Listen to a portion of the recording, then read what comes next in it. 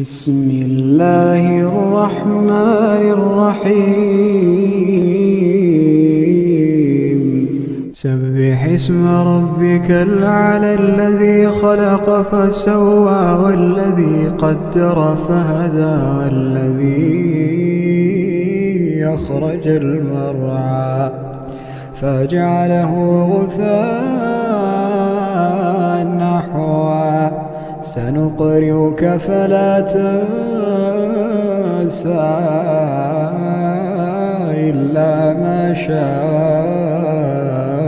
الله إنه يعلم الجهر وما يخفى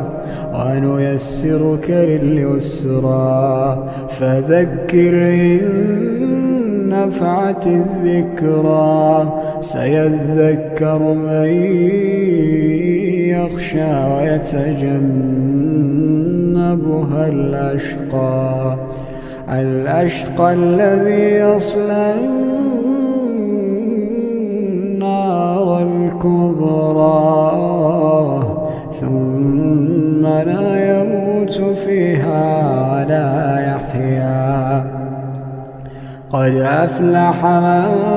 تزكى وذكر اسم ربه فصلى بل تؤثرون الحياة الدنيا والآخرة خير وأبقى إن هذا لفي الصحف الأولى صحف إبراهيم وموسى.